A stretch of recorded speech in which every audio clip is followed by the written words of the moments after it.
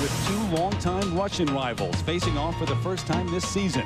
World silver medalist Arina Slutskaya looks to add her name to the list of Grand Prix finalists and would love to continue her winning streak against Maria Butirskaya, the '99 world champion who was also undefeated in this year's series. The men's event features another top-shelf showdown. Yevgeny Plushenko has been on cruise control and has not tasted defeat since last year's World Championships. Tonight, he goes head-to-head with a three-time world champion from Canada, Elvis Stoico, who's making a long-anticipated season debut. While Petrova and Tikhonov, the reigning world pairs champions, hope to finally break into the win column this year. And ice dancing's #1 duo, Anasina and Peisara, look to capture gold for the 9th consecutive time. The NHK Trophy is next.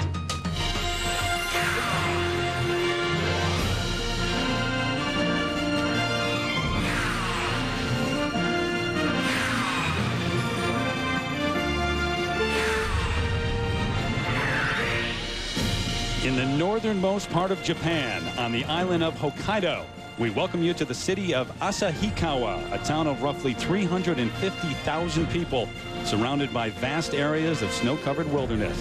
And they have not had a figure skating event of this magnitude here in some 10 years. They've been lining up throughout the afternoon and early evening hours despite the sub-freezing temperatures. And the fans have since made their way into the Taisetu Ice Arena for the final event in the Grand Prix Series. Tonight, the short programs in all 4 disciplines at the NHK Trophy.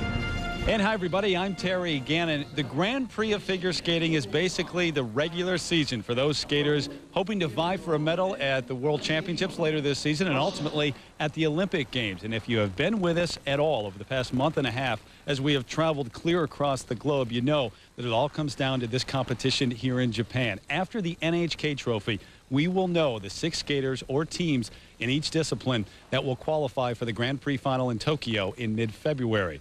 The ladies, the men, and the ice dancers come up in just a little bit, but we get things underway with the pairs. And right now, there are 4 teams that have already qualified for the Grand Prix final. Salé and Pelletier of Canada, Berezhnaya Sikridlidze of Russia, the 2-time world champions, Shannon Zhao of China, and Abby Bowl and Bernadise of France. So there are 2 spots still open for that final. With me, as always, the Olympic silver medalist, Peter Carruthers. And Peter, we've been saying it throughout the year, a deep, talented pairs field, because in pairs right now it is very deep overall. But here we've got the top 3 teams from the World Championships last season. Well, it's interesting to look what has happened to these top 3 teams since last season. Petrova and Tikhonov won all 3 Grand Prix events last year, but now, this year, the best that they were able to do was place second. They don't have the same attack and conviction in their skating. Unlike the team of Shui Shen and Hongbo Zhao of China, who have some of the most remarkable throws and side-by-side triples that I've ever seen in the sport of pair skating, and they have those planned in the short program. As for the French team of Abby Ball and Bernadise, they've sort of been up and down this year. They won 1 Grand Prix event, but recently in France, they took 4th place, so they hope to improve upon their results here. But Terry, you said it best at the beginning. The top 3 teams from last year's World Championships, they're going to be gunning hard for the gold medal. Well, and we will add this, too. There was a schedule change here with the pair short program. Those top 3 teams all arrived late because they expected the pair short program to be tomorrow. So none of them, after traveling long distances to get here, were able to practice yesterday, just a short practice earlier today before they tee it up for this short program. And a reminder, the short program, as always, 2 minutes and 40 seconds in length. And, Peter, there are 8 required elements. Yes, and one of the more spectacular elements is the big throw jump. It will be a throw triple. We'll look for that in the short program. USA, Danielle Hartzell and Steve Hartzell. And we get underway with the U.S. champions from 1999, the brother-sister team of Danielle and Steve Hartzell.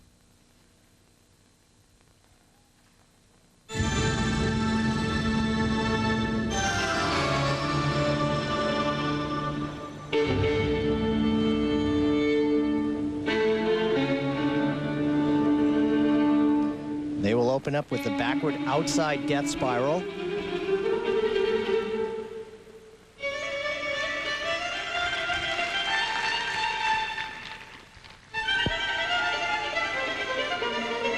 One of the more difficult elements in pair skating, at least in the short program, is the side-by-side triple jumps. These come up right now, And they are doing the side-by-side triple toe loops. And she misses her jump. So there was unequal rotation, and they will take a deduction for that. Great to see them back, though. They were out of commission for nearly a year. Danielle fractured her kneecap in practice last December.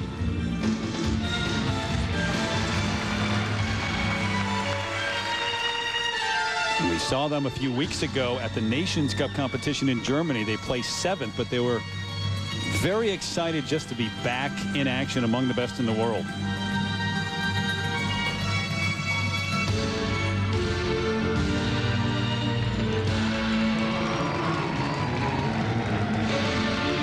It's difficult to come back after an injury like that for the lady, especially because she's being thrown and lifted. Thrown high off the ice, and certainly the lift's the same thing, so it can be a little bit scary, but they seem to be overcoming that.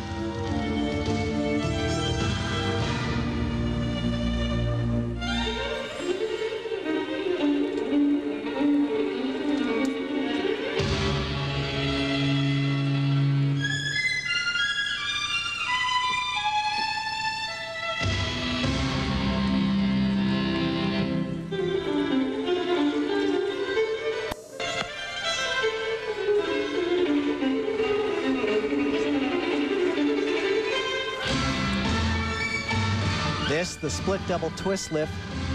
The object is to throw your partner as high as you can and then catch her as soft as you can so that there's a smooth landing. And now they'll conclude with the difficult throw triple. That knee coming into play, and she gets through that nicely.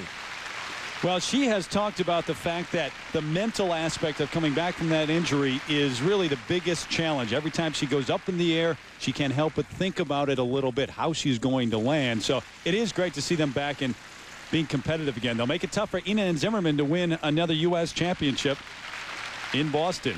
Danielle and Steve Hartzell. Now, these are the side-by-side triples that they were attempting. However, watch how he does a triple and she does not, so they will take a 0.3 of a point deduction for that.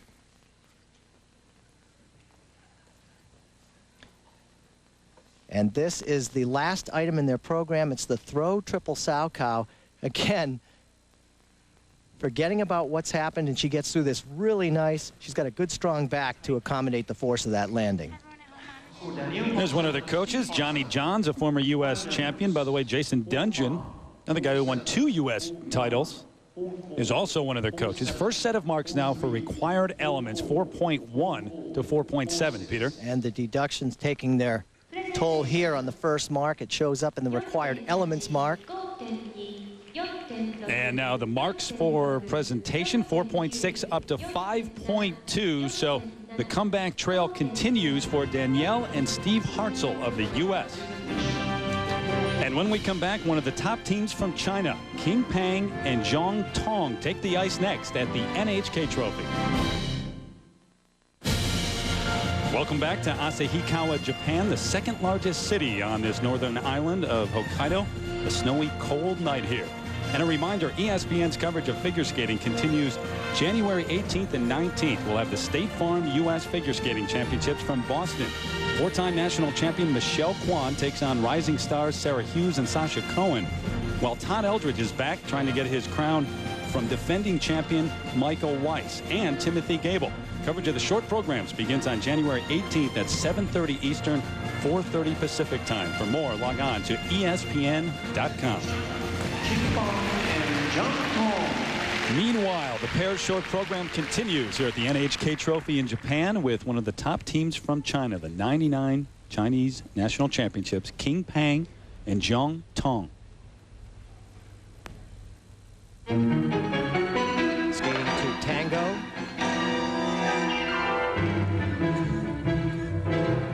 And as is true with really all the Chinese pairs these days, they're showing great improvement every time they get on the ice. However, at the last competition in France, they had a near disaster where she fell out of a lift and crashed to the ice. Remarkably, she kept going. Here, opening throw triple Salchow. Look at the height.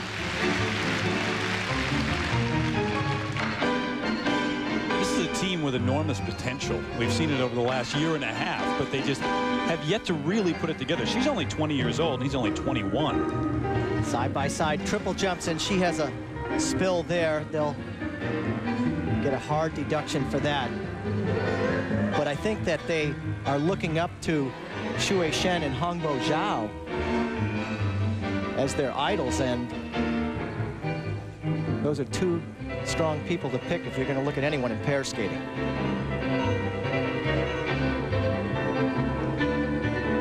We've seen Pang and Tong twice already in the Grand Prix.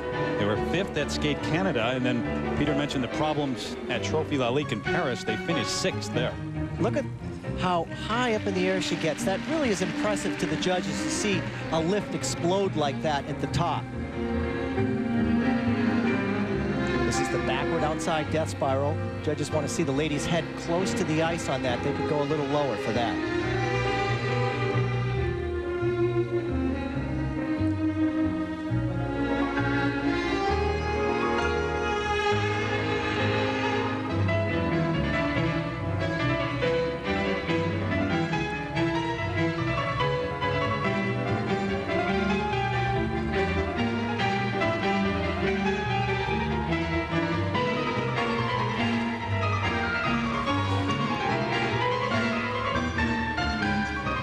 Press lift, and this is the star lift with a layout position.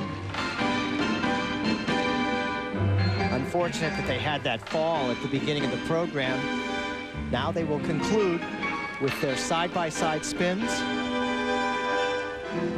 One change of foot and at least one change of position. They have to do 5 revolutions on each foot. And the judges do count those revolutions. So not their best.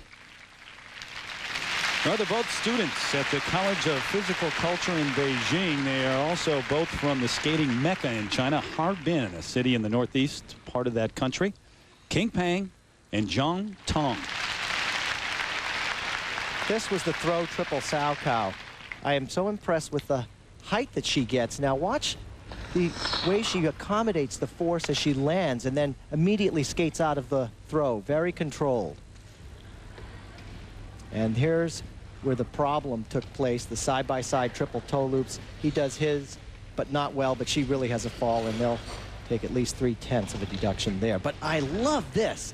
Watch how high up in the air she goes. She's about 7 or 8 feet in the air, and then he puts her down very softly. That's the sign of control. Nice. All right, so we'll see how much the early mistake cost them. The first set for required elements, 4.6 to 5.1. You really are under a microscope when you're in the short program because you have to hit those 8 required elements, and they were not successful, so this mark reflects that. 15th in the world last season in Nice. And now the marks for presentation, 5.0 the low mark, up to 5.3. So King Pang and Zhang Tong of China move into the lead right now over Danielle and Steve Hartzell of the U.S. When we come back, Sarah Abitbol and Stéphane Bernardiz, the 2000 world bronze medalists from France, skate next. Representing France, Sarah Abitbol and Stéphane Bernardiz. Back in a very chilly part of northern Japan, the NHK Trophy continues. So does the pairs short program here, and Sarah Abitbol and Stéphane Bernardiz of France are on the ice, the 2000 world bronze medalists. What these two need to do is not so much attack their program as they need to just get through without mistakes, because it really is a good program, artistically speaking and technically.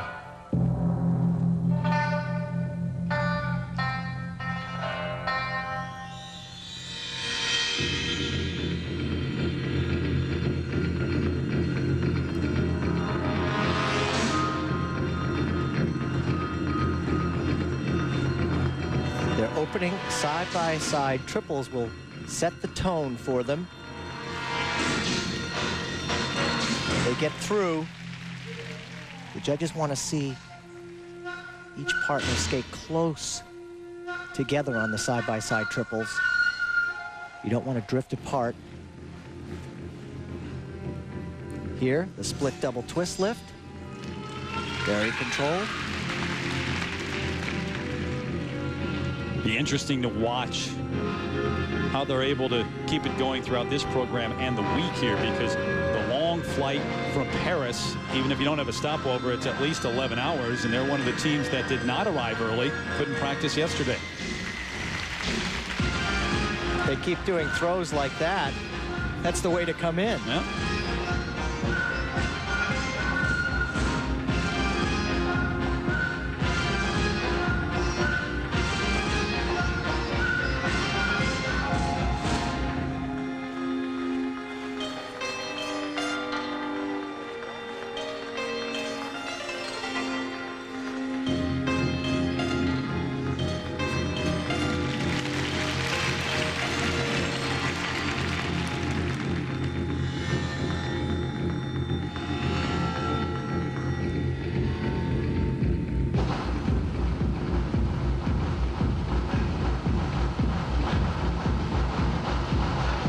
Change of foot required, and not great unison there.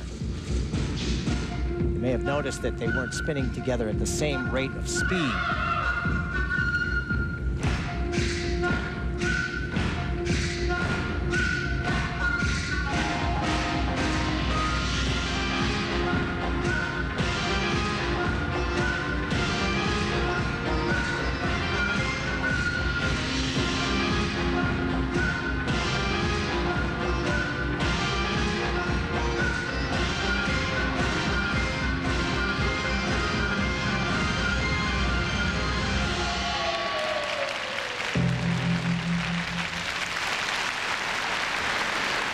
Fairly good program for them. They didn't have a lot of speed throughout, but again, it's really about not making mistakes. But with the Russians yet to come, the world champions, there really is no room for mistakes. Very small margin for error. The first of the top three from the World Championships last season, Sarah Abitbol and Stéphane Bernardis of France.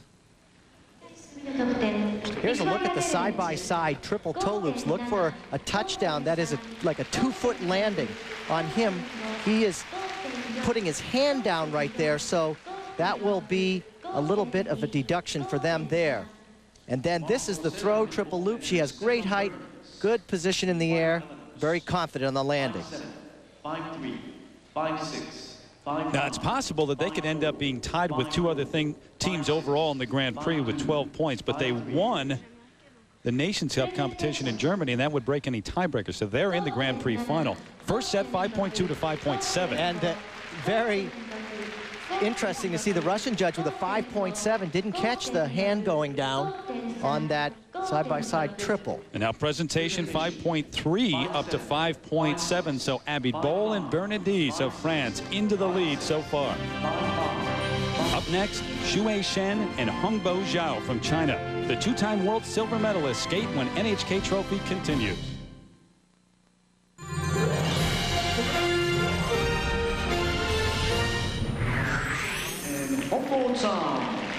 So far, it's Abitbol and Bernardis of France in the lead over Peng and Tong of China and Danielle and Steve Hartzell of the U.S. But on the ice right now, the two-time world silver medalist, Xue Shen and Hongbo Zhao.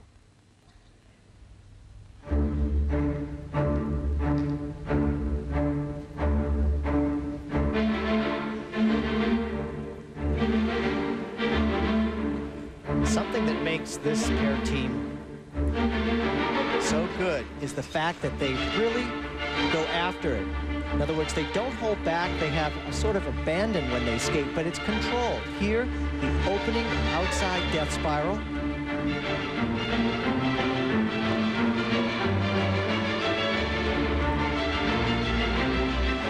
Now, watching these two in practice with their side-by-side triples, they have been very solid. They hope to recreate that right here. Triple toe loops. Her a little bit bending over, but still not bad. But I've seen them do it better. Well, you have to go back some time, as you alluded to earlier. We've seen a better one-on-one showdown and two teams right after another than we saw at the Cup of Russia when they took on Berezhnaya and Sikarinidze. They ended up with the silver medal there, but it's hard to imagine them skating any better than they did.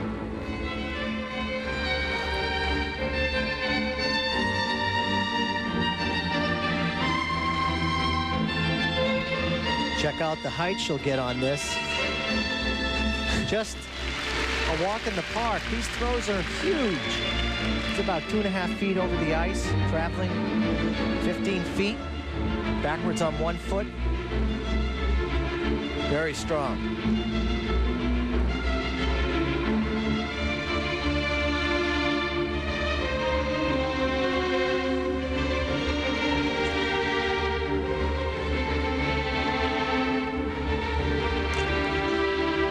Forward takeoff.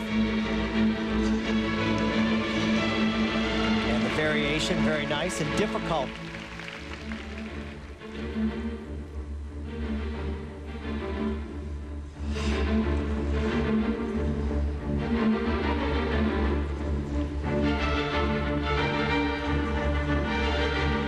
Spin combination. It's tough to keep the speed going when you change positions in a spin like this because it takes away from the centrifugal force that you have. So the object is to keep the spin spinning at a fast rate of speed.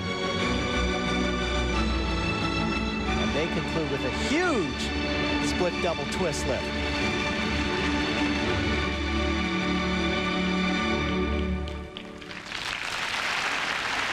Well, they said after their loss in Russia that they were going to go home and work on their presentation skills. This is a team that's going to be tough to beat at the Grand Prix final. They won it last year. Xue Shen and Hongbo Zhao of China. As I made mention of this earlier, amazing the height that she gets. And the reason she can land this so well is she stays perpendicular to the ice. And that allows her to have a very good landing. This is hard to take a lift off forwards because what can happen is the man's feet can kick forward and you go right down on your back. It's very dangerous and they do it well. A difficult lift. And then this speaks for itself. Look at the height she gets. Way up in the air, delayed split double twist lift. Very nice and a good extension on the end of that. No, it's interesting. They placed 4th in this event last season. Did not have a very good regular season in the Grand Prix, but they did come back to win that final, as I mentioned. First set, 5.3 up to 5.8. What a disparity to see a 5.8 all the way down to 5.4. And that 5.3 from the one judge. Presentation marks 5.4 now up to 5.8. So it's enough to put Xue Shen and Hongbo Zhao of China into the lead over Abitbol and Bernadette. And up next, the final team to take the ice here in Japan. Maria Petrova and Alexei Tikhonov, the reigning world champions, skate when we come back. Back in Japan, NHK Trophy continues. Terry Gannon, Peter Carruthers. Right now, the final team to take the ice here in the short program. Right now, it's Xue Shen and Hongbo Zhao in the lead. Abitbol and Bernadette in second. Peng and Tong of China in third. But here are the reigning world champions from Russia, Maria Petrova and Alexei Tikhonov, looking for their first win on the season. Now this could be theirs for the taking. Remember, they're skating last. So if they can come out here and really nail this performance, they could get the marks to put them in first place, but they can't afford mistakes.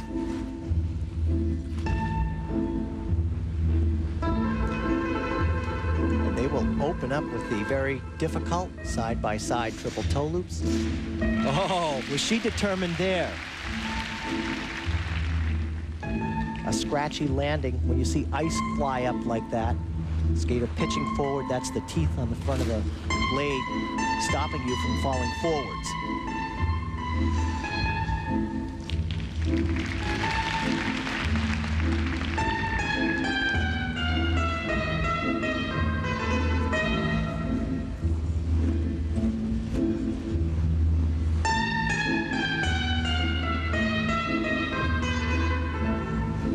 Throw triple sow cow. Very secure.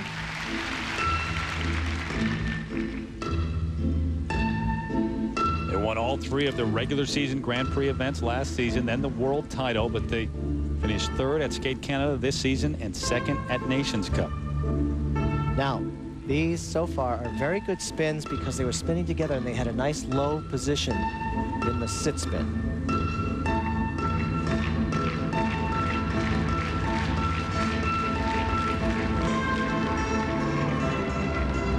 Back hand-to-hand press lift. Watch her somersault out and then a 1-foot landing. Nice variation there.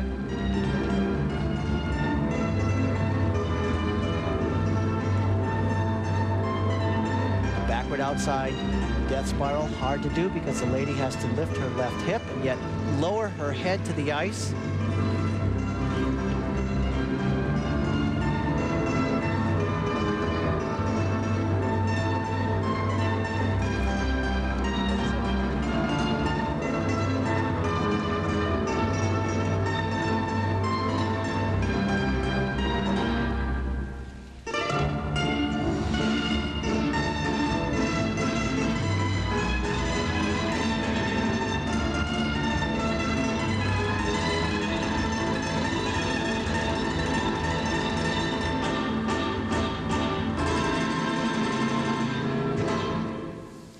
You know, it's going to be close because all of these teams skated pretty well, but nobody was exceptional. So really, it's interpretation at this point. It's a pick'em right now, and the judges are going to have to pick one.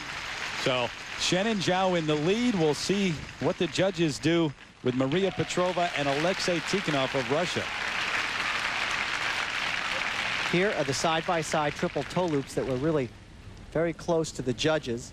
And really, there's no deduction there. Her landing, however, was not that great, but good all in all in the short program. This is the throw triple Asahikawa.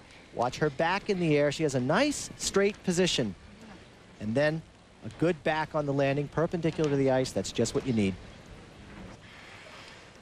And this is the back hand-to-hand press lift. What makes this lift difficult is really the ending. Watch how she comes down out of the air and somersaults while he's still holding her hand, and then a pretty good exit there. Now, we should point out that there is a Russian judge here and a judge from China. 5-6. Now the first set. Required element marks 5.4 up to 5.7. Well, looking at these marks off the top of my head, there's quite a range in there, so it's going to be very close in terms of where they end up. Comes down to the presentation marks. Here you go. 5.5 up to 5.9. So if you look at the Russian judge, much higher marks for Petrova and Tikhonov than those of Shen and Zhao, and the Chinese judge, similar marks between the two. Not that we're counting, but it's Petrova and Tikhonov, the reigning world champs, who go into the lead here after the short program over Shen and Zhao of China, and then Abby Bowl and Bernadise in third. The top 3 from the World Championships last season. The Hartzels from the U.S. currently in 5th. Don't forget, you can see the pairs finals and the free dance over on Lifetime. That comes your way Friday evening beginning at 9 o'clock Eastern. And the ladies and the men skate for gold over on ABC Sports Sunday afternoon at 2 o'clock Eastern, 1 o'clock Pacific time. Up next, the men will take the ice, including Evgeny Plishenko and Elvis Stoiko. The men's short program as NHK Trophy continues from Japan.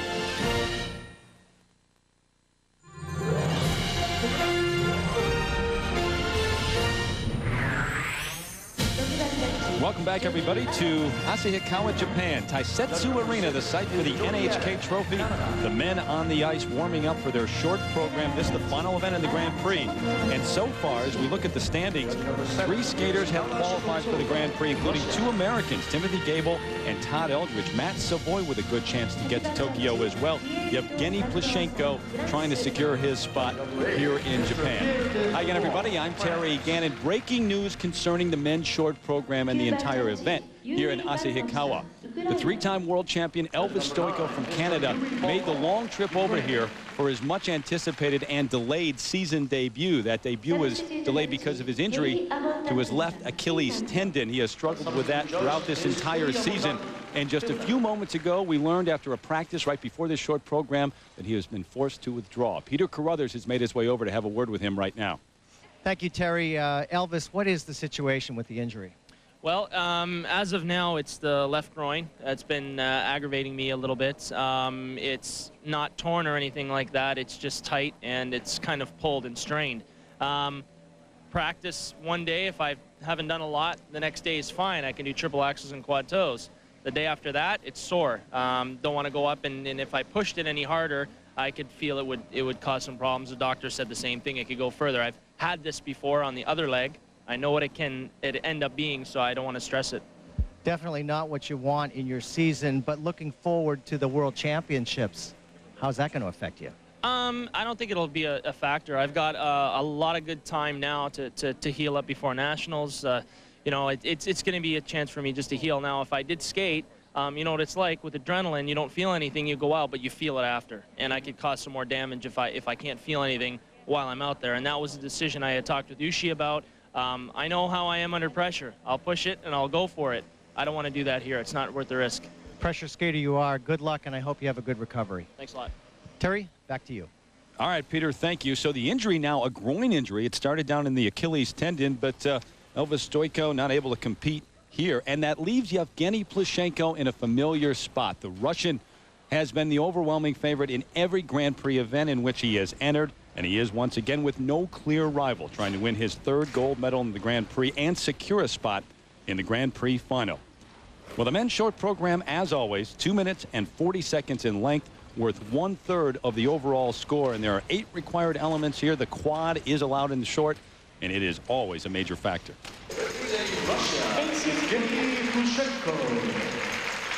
Back in Asahikawa, Japan, there's the man, Yevgeny Plushenko. This is the guy most of them have come to see. The 2-time world medalist from Russia. He has not lost in the Grand Prix series in almost 2 years. He won every event last season. He has 2 gold medals in the Grand Prix this season. And he's skating as well as he's ever skated. That's for sure. His music, Bolero.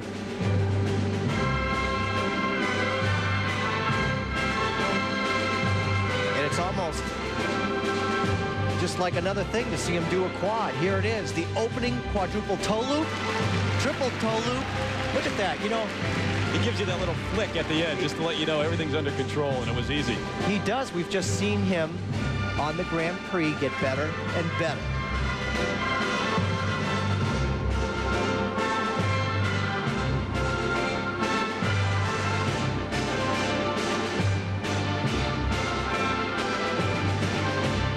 Triple axel, the hardest jump you can do next to the quad, 3.5 rotations.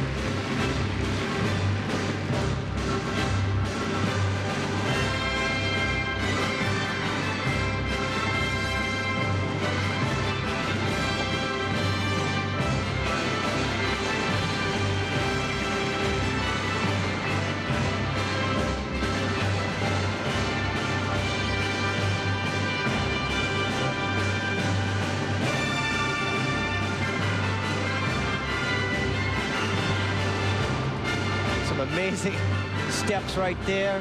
I think what I'm seeing from Plushenko is he's really mounting towards a big charge in the Grand Prix finals and then the World Championships. Consistency and confidence coming more and more into his skating. Philip Hart at last year's World Championship still doesn't know what happened there. He came in 4th. Alexei Yagudin, his countryman and rival, won his 3rd straight world title there.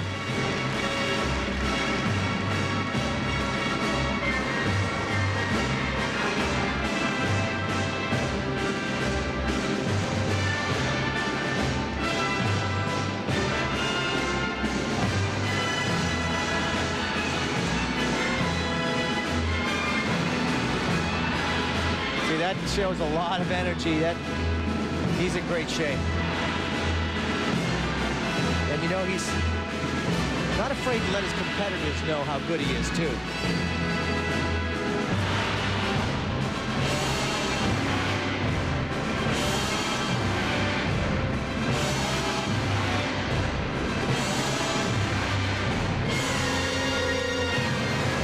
Take that. You know, every time I watch Alexei Yagudin skate, I think he's the best in the world. Every time I watch Yevgeny Plushenko skate, he's the best in the world. That's so true, you know. Put them on the ice together and we'll be able to decide. That's what they ought to do at the Grand Prix final. Put them both on the ice together and have a skate-off. Yeah, really.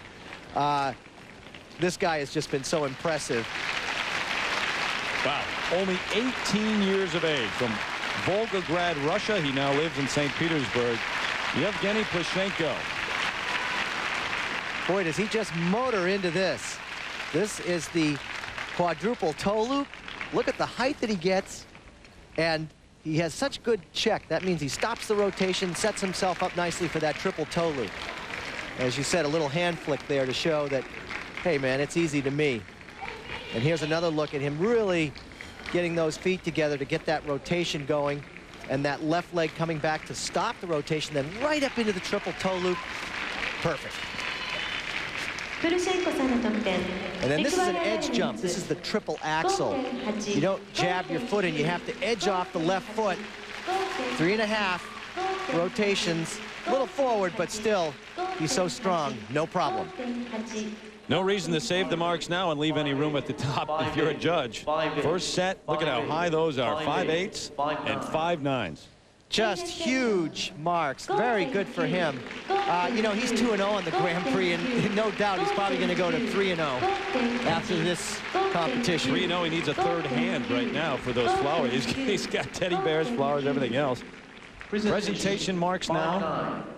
Who? Whoa, 5.8, and the rest 5.9s across the board for Yevgeny Plushenko. His coach, Alexei Mishin, used to coach Alexei Yagudin. That's a heck of a duo. And they will go at it at the Grand Prix final for sure. And up next, the Chinese national champion, the high-flying Cheng Jiang Li, is on the ice when we come back to the NHK Trophy. Back at the NHK Trophy, the men's short program continues. Terry Gann and Peter Carruthers with you. Here is Cheng Jiang Li of China, the reigning Chinese national champion, 21 years of age, originally from Chengcheng, now lives and trains in Beijing.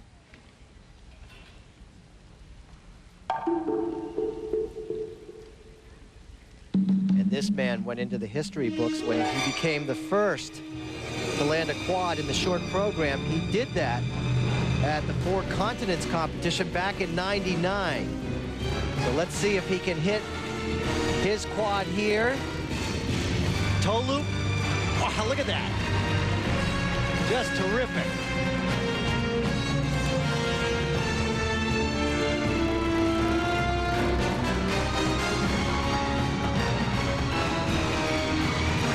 Triple axel, triple toe loop. He's really on a roll.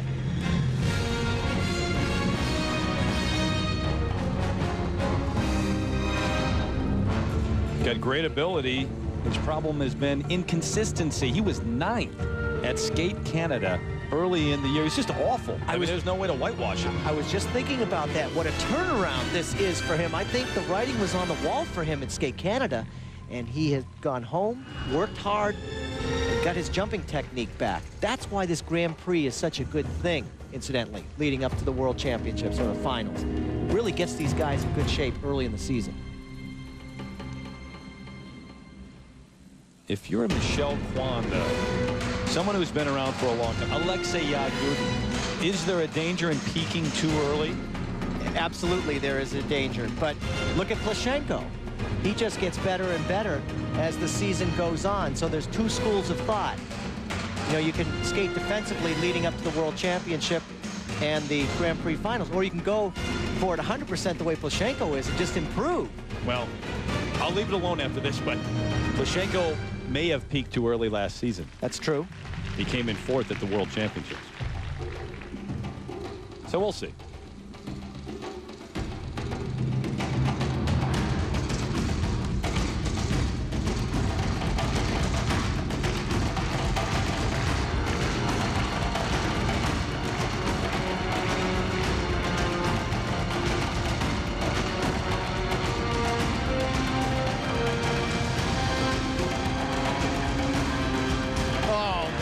Silly mistake for him.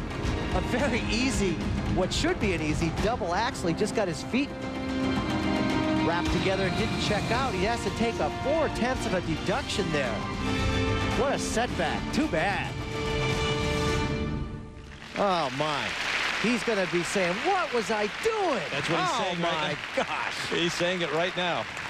Oh, to see him be so proficient in the jumps and then that at the end. Yeah, he had a great one going. And he may have gotten a little bit tired at the end, even though it is the short program. Chang Jiang Li. This is the quadruple toe loop that was so impressive. Very good landing here. Stable, rock solid.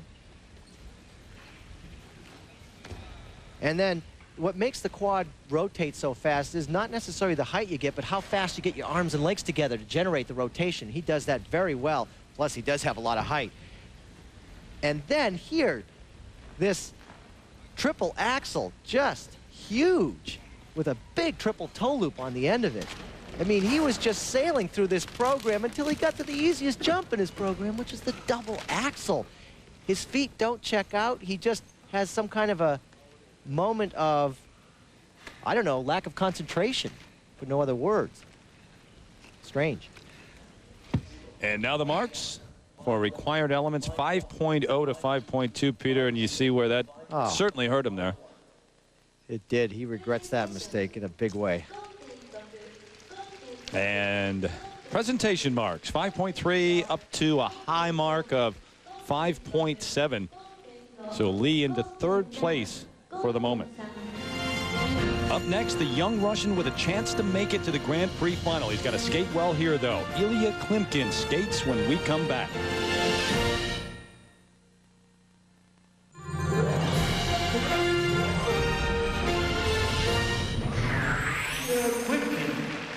So now it's Ilya Klimkin's chance. The youngster from Russia, only 20 years of age, from Moscow, and he has a chance to make the Grand Prix final. He had a silver medal at home at Cup of Russia.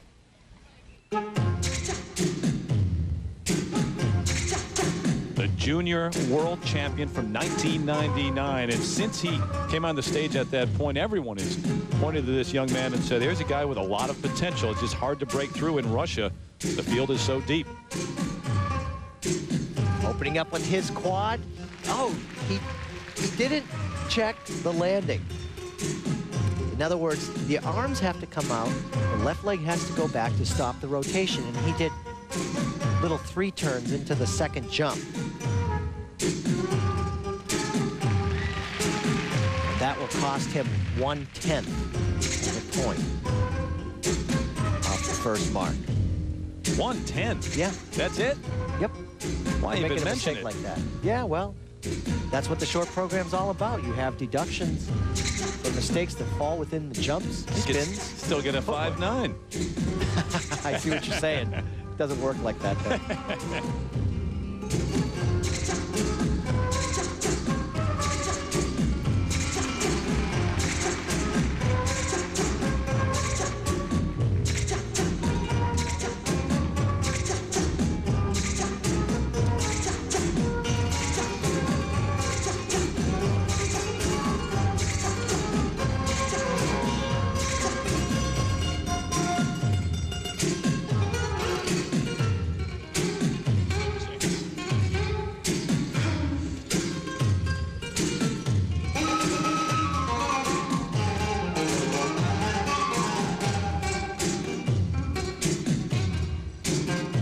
Different kind of skater, isn't he? Yeah, the style is different from what one would ordinarily see, but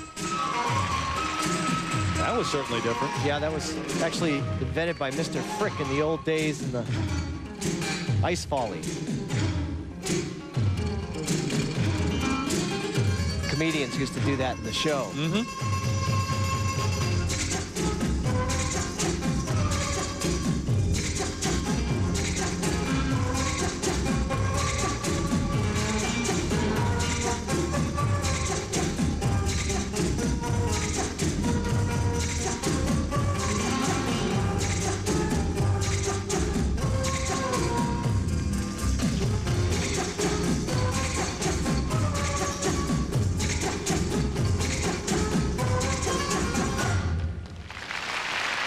He's pretty psyched about that for himself anyway, but a little bit of a problem on the quad.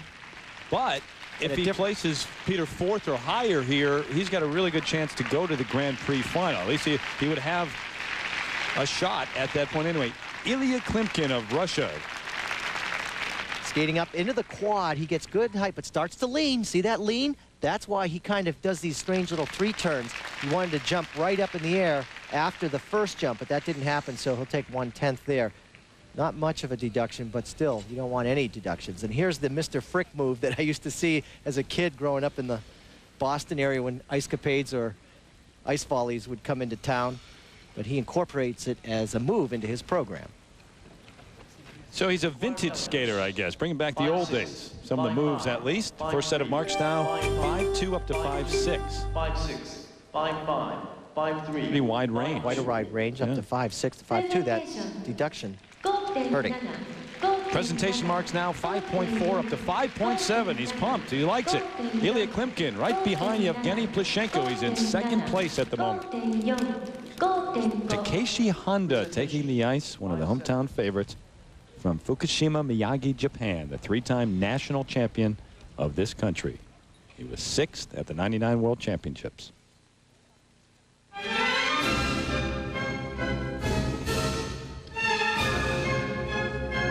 His music, Don Quixote.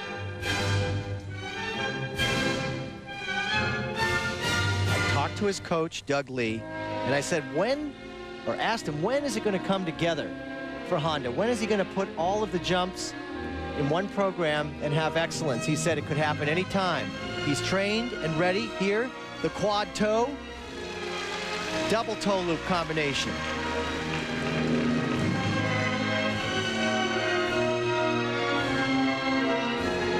Plagued with inconsistency. Off to a much better start here. Yeah, he's coached by Doug Lee, the former coach of Elvis Stoico, and trains in Ontario, Canada. He said it's kind of quiet since Elvis left and went to the Philadelphia area. Oh, there's an example of what I was talking about, a fallout on the triple axle.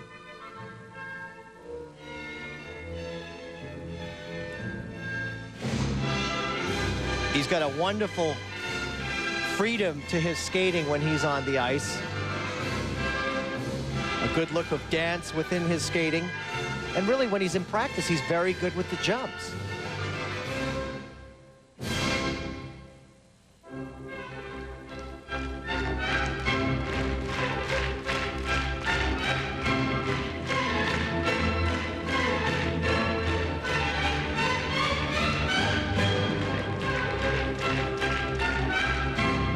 You hear the crowd clapping along with the music here. This is as demonstrative as they get, and they won't be after that jump.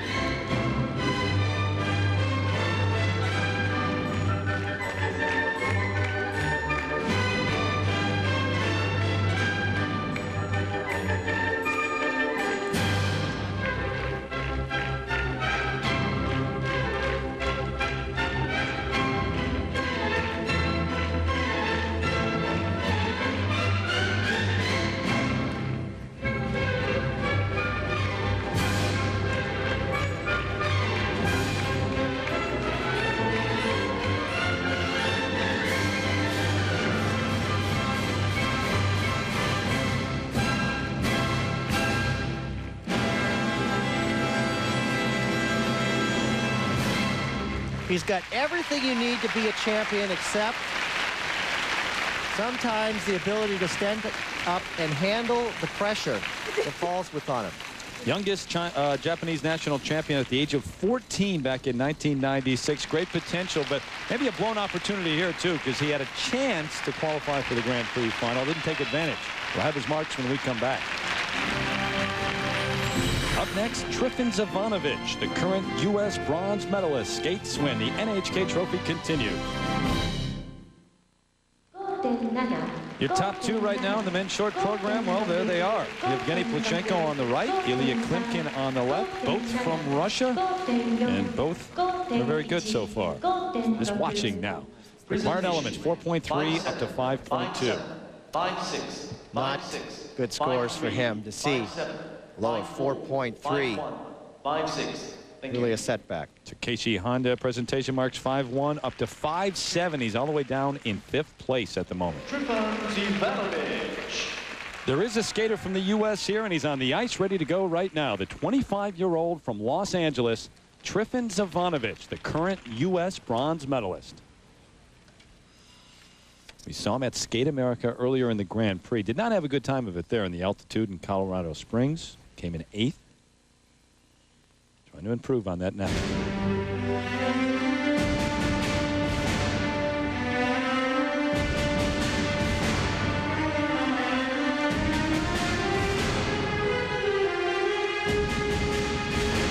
Music from The Mummy. He will not attempt a quad, however. Double flip, triple toe loop.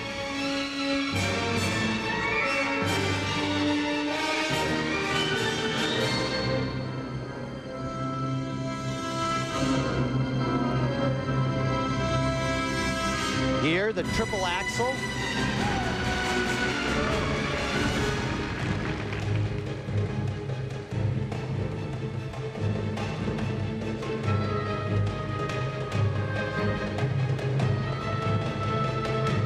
Trifon recently moved to Burbank out in the LA area. Got a nice little new pad, he told us.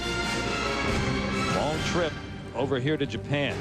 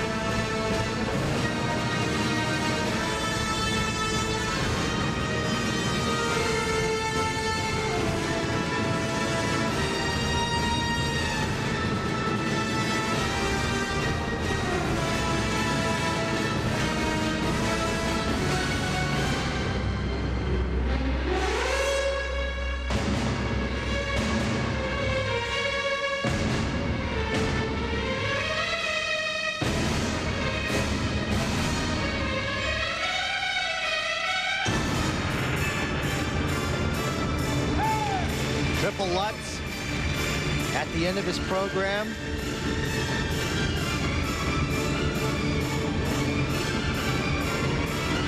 The only jump harder than the triple Lutz is the triple axel, and then of course the quad after that. But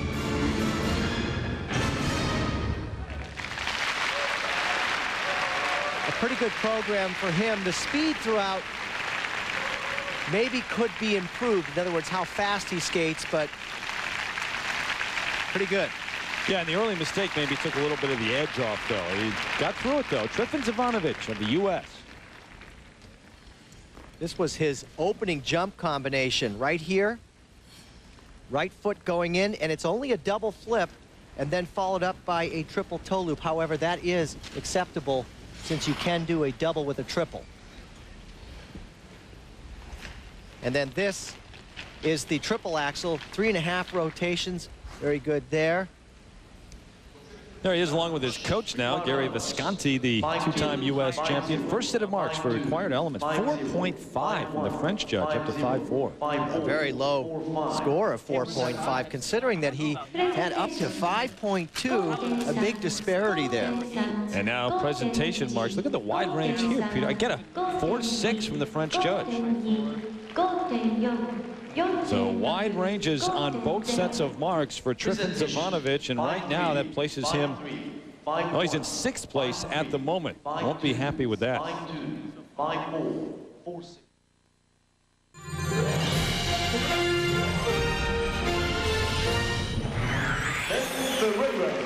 The final skater now in the men's short program, Ben Ferreira of Canada, the current Canadian bronze medalist, with a chance to go to the Grand Prix final, but he would need to finish 2nd or higher to have any shot.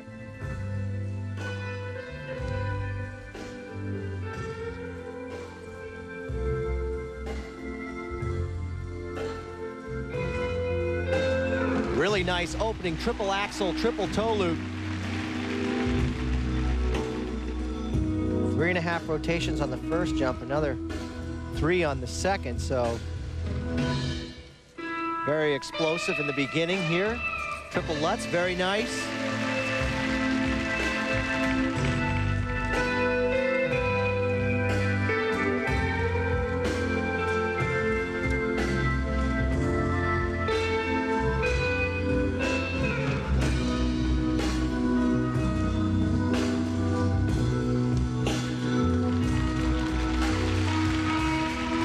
One thing the withdrawal of Elvis Stoiko has done, even though Elvis couldn't go to the Grand Prix final, this would have been his only Grand Prix event. Those points now are available for other skaters like Ben Ferreira who are trying to get to the final in Tokyo. That's where strategy comes in, and you're not thinking about that actually while you're on the ice, but before you get on, you say, hey, I've got a chance. Sure.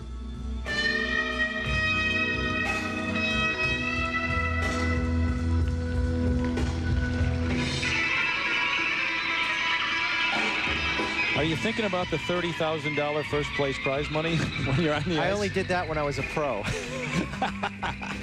Because back in those days when we skated, the most you could make was $215 for an exhibition per show.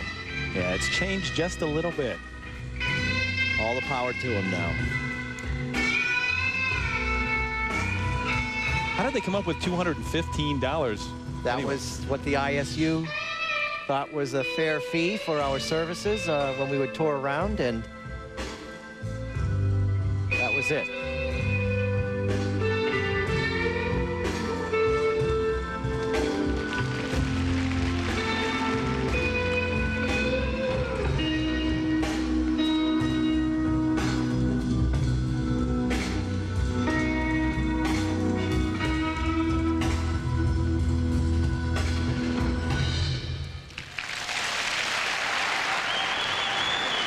Pretty good performance for Ferreira. He had a nice opening triple axel, triple toe combination.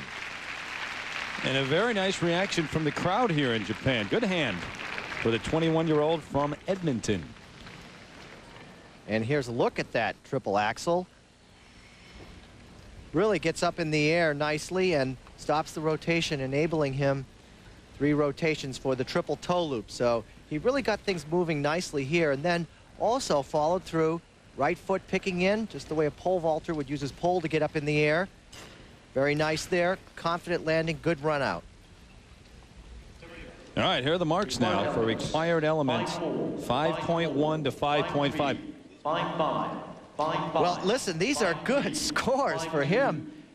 Considering what has happened prior to his performance, he stepped up and did very well in terms of meeting the pressure, and he had some good jumps to do that. Presentation marks 5.2 up to 5.6. Yeah, that's great. Ben Ferreira from Canada all the way up into 3rd place right now. That's a good position for him. But as we check the standings after the short program, it is Yevgeny Plushenko as expected at the top. Another Russian, Ilya Klimpkin, in 2nd.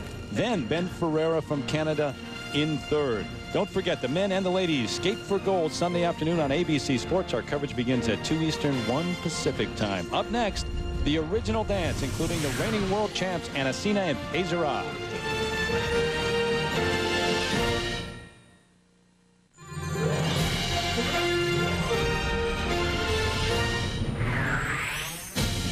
A blustery night here in the city of Asahikawa in northern Japan. Not snowing right now, but it basically snows every day this time of year here. Welcome you back inside the Taisetu Ice Arena. The NHK trophy continues now. Terry Gannon along with Peter Carruthers getting set for the original dance. And here are the standings through 5 events in the Grand Prix. Overall, 3 teams have clinched. Chait and Sagnovsky of Israel should be in. Drobiazko and Vanegas, Winkler and Losa are here skating in Japan, trying to get to Tokyo for the final. And a good look at the reigning world champions from France, Marina Anasina and Gwendal Peisera. And the world champions can choose music in this original dance between a foxtrot, quick-step Charleston, or a march, 2 of 3 of the following rhythms. Now, Anasina and Peisera have had difficulty in the original dance. Both times on the Grand Prix that they've done this original dance, they have stumbled, so they really are looking to improve upon that here. As for Drobiazko and Vanagas from Lithuania, they were third at Worlds last year, and this is the first time that the Lithuanians have met up with the French team. So we have part of the podium here from the World Championships. And then the team of Losa and Winkler, with a second-place finish here, they will clinch a spot for the Grand Prix finals. However, if they come in third, then they will go into a tiebreaker with Bourne and Kratz. So there's a lot on the line here for them. So you got that, everybody? There'll be a test later on. Compulsory dance standings as we head into the original dance. Anasina and Pezera in the lead over Drobiazko and Vanagas. Winkler and Losa right now in third. They need to stay there or even capture the silver, hopefully, to make sure they get a spot in Tokyo. And getting things underway here in the original dance, the 6-time national champions of Poland, Sylwia Nowak and Sebastian Koleszyński.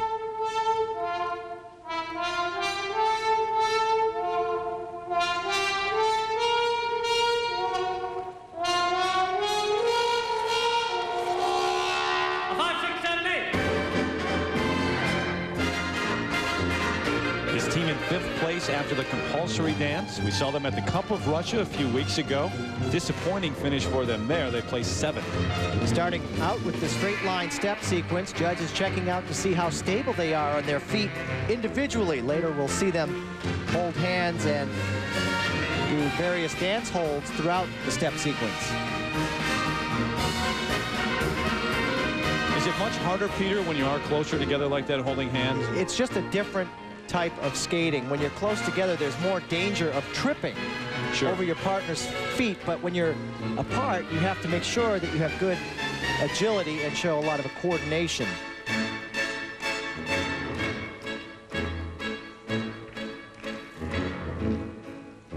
The original dance, of course, the second of 3 phases of the competition for the ice dancers, 2.5 minutes long, worth 30% of the overall score.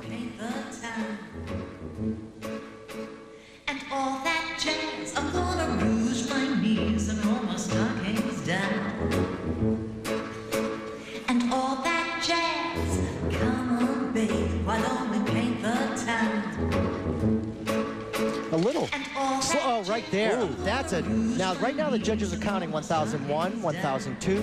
The longer you're down on the ice, the greater the deduction on the mark.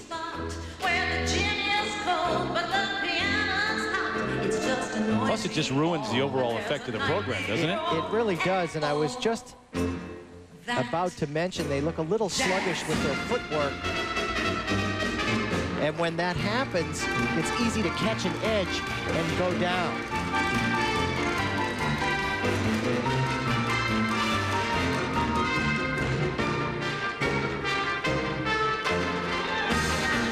But they picked up nicely. That was a hard fall.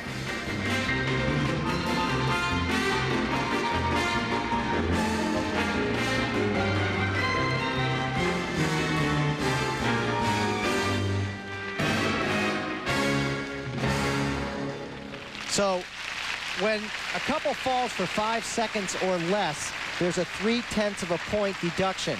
When you fall for 6 to 15 seconds, well, it goes up to 4/10, all the way up to a point, but that was a disappointment for them. She is still trying to find herself out there on the ice and figure out what went wrong. Sylwia Nowak, Sebastian Koleszyński, disappointing program.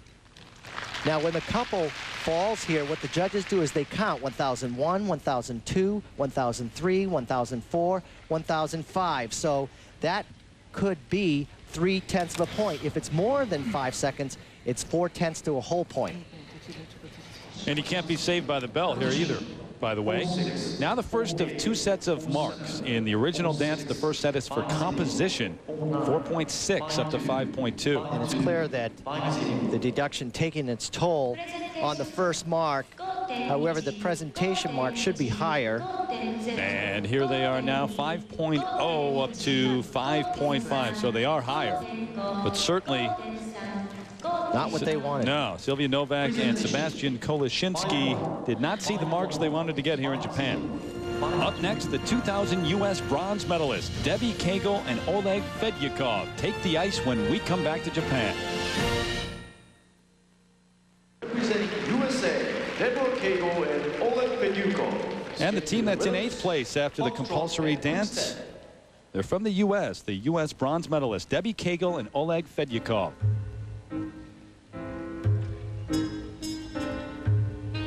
This is their only appearance in the Grand Prix series this season. They were forced to withdraw from their first event because Debbie was injured. She had pulled muscle in her shoulder that kept her away from the ice.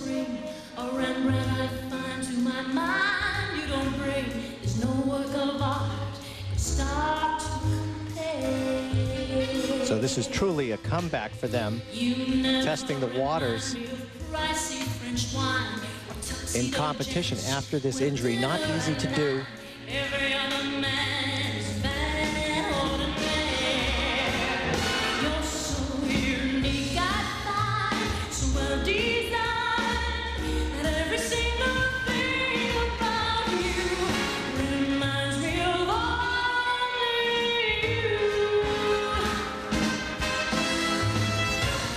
Cagle from Norristown, Pennsylvania, and Oleg Fedyukov, originally from Moscow. They teamed up back in 1996.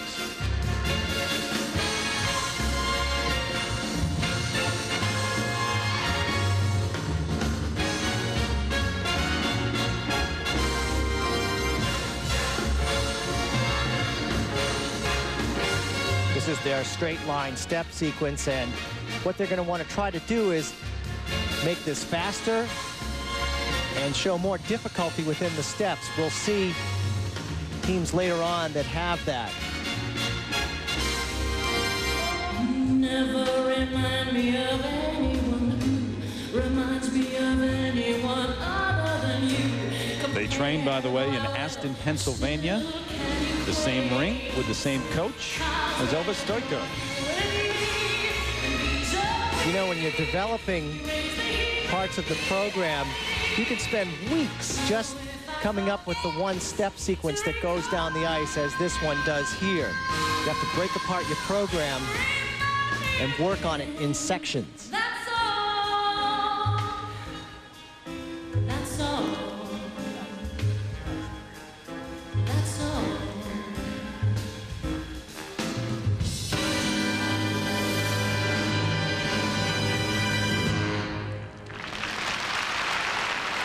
So we saw the continued comeback earlier in the show of Danielle and Steve Hartzell in pairs, and now coming back off the injury, Debbie Cagle and Oleg Fedyukov.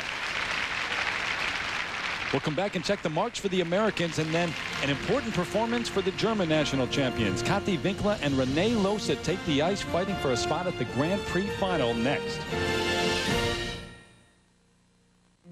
Earlier today, a good look at the Narita-san Shinkyu Temple, one of the examples of the old Japanese culture here. The statue of a Buddhist monk.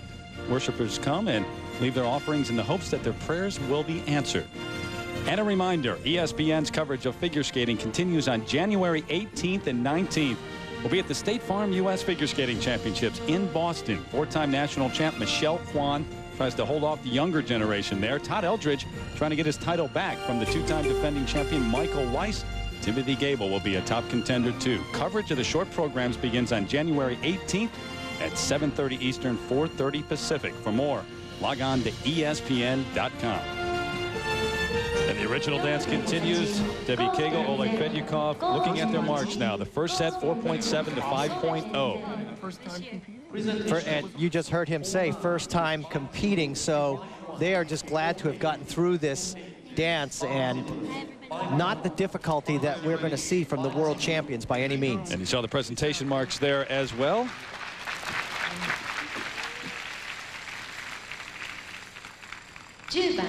Kathi Winkler, Renee Losa組、ドイツ。リズムはチャールストン、クイックステップです。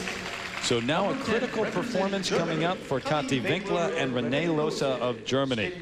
They are trying to get to the Grand Prix final in Tokyo. Peter mentioned it earlier. With a second-place finish, they would clinch a spot. A third-place finish, they'd go to a tiebreaker with Born and Kratz of Canada, and that is a lengthy thing to try to figure out, folks.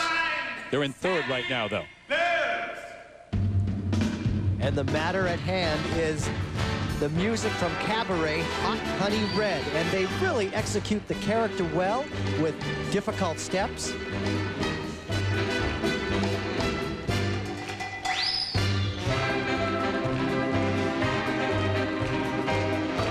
pace, very fast.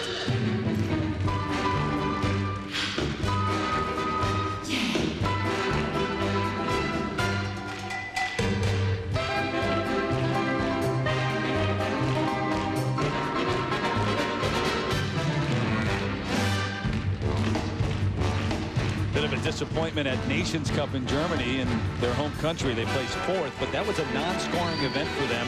They went on to place 3rd at Trophy La Ligue in Paris. Remember, you can compete up to 3 times in the series, but only 2 count in the standings. A little bit of a unison problem there. They weren't stepping exactly at the same time together.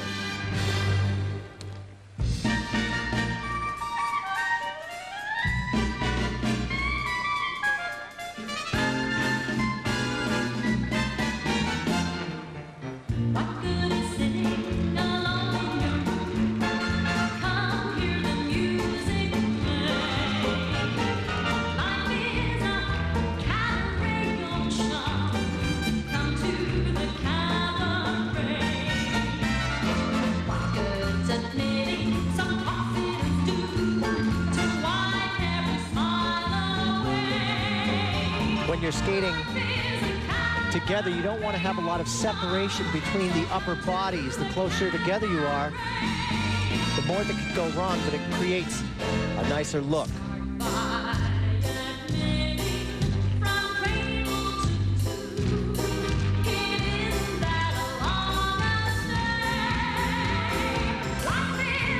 Here's their diagonal step, arm in arm, hand in hand.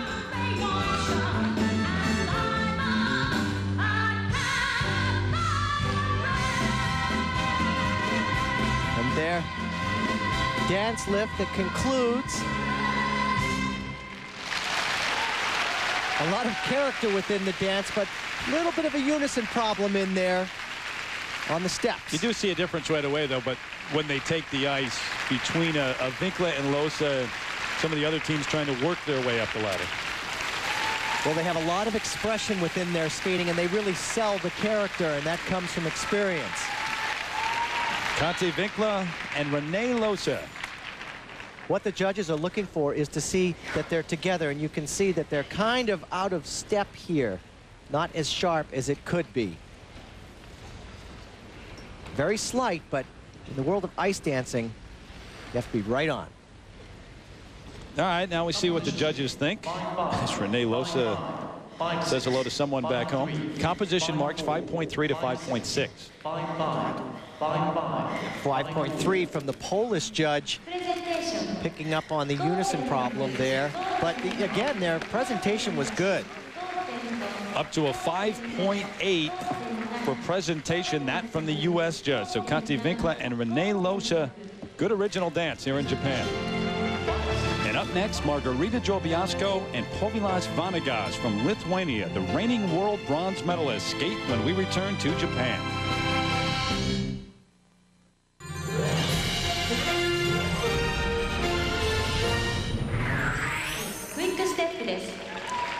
Back in Japan, the NHK trophy continues. So does the original dance. Terry Gann and Peter Carruthers ringside as Margarita Drobiazko and Povilas Vanagas of Lithuania take the ice. Reigning world bronze medalists. They are in 2nd place heading into this portion of the competition. They have a real traditional look to their skating. In other words, their foundation is very good. The carriage that they have, their backs, posture, all very controlled. Every move right together.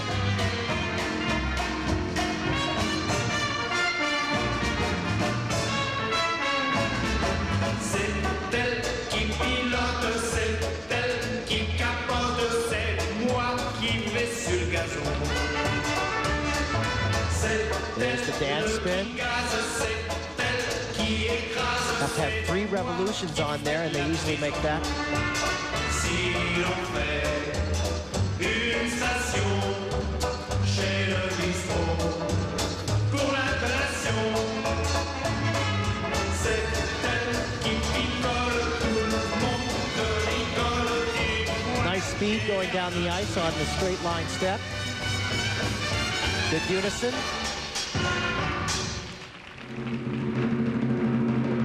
Now, while they're making a run at Anasina and Peisara, the world champs, who are in first place. Remember, this is the team that Winkler and Losa are trying to edge out for the silver medal to assure themselves of a spot at the Grand Prix final. Drobiazko and Vanegas are technically not in yet, but they surely will secure their spot here in Japan.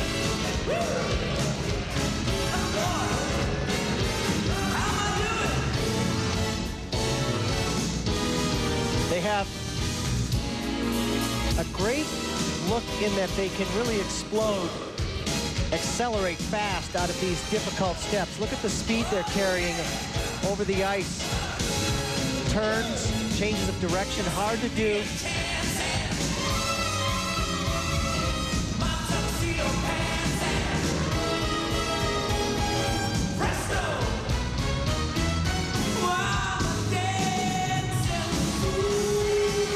Conclude with their dance lift.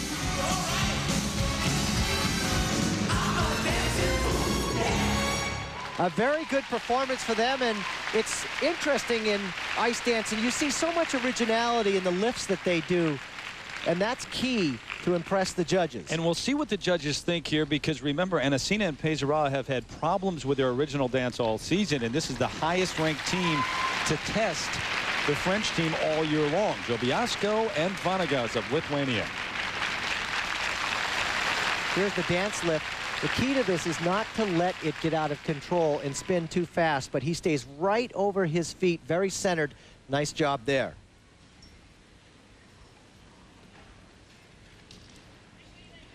And then this is the final lift that they did. Again, the originality that they have is excellent. Seeing lifts that we haven't seen before. Really pushing the envelope. All right, so let's check the marks now. Very important marks, remember, in trying to overtake the French. Composition, a wide range, 5.3, the low mark up to 5.7. Very low mark from the U.S. judge. To see that, and then up to 5.7 from the French judge and Ukraine. And now for presentation, again, a 5.3, the low mark from the American judge, up to 5.8. So Drobiazko and Vanegas in the lead over Winkler and Losa for the moment. And up next, the reigning world champions from France, Marina Anasina and Gwendal Peisara, skate when we return.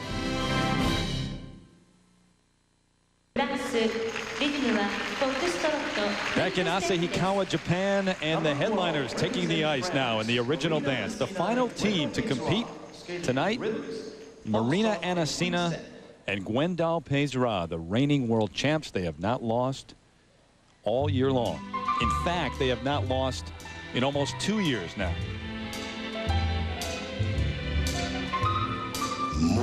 They've had, as I mentioned earlier, stumbles in this original dance. Their goal is to really get through without mistakes. But look at the flow they have.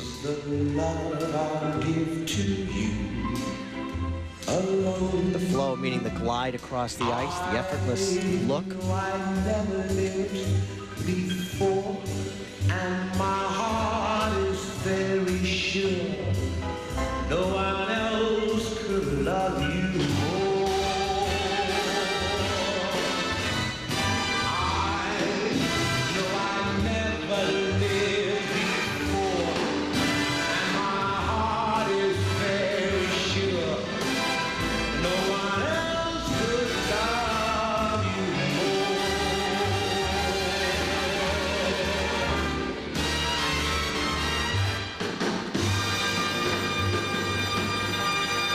Ladies and gentlemen, it's showtime at the Copacabana! No mistakes yet, but No. so far this season, stumbles, little bobbles in both of their original dances, Skate Canada and Trophy La Lake, although they came back after being in second place in Paris to win the free dance and win the gold medal there. And last year they had problems in the original dance. Why do you think that is, Well, Peter? they have said that they are working out the kinks. In other words, they come into the season not 100% prepared. Their choreography is difficult, so it tends to get away from them at times. steps like this diagonal step sequencing, hand in hand, arm in arm, looking much more together here.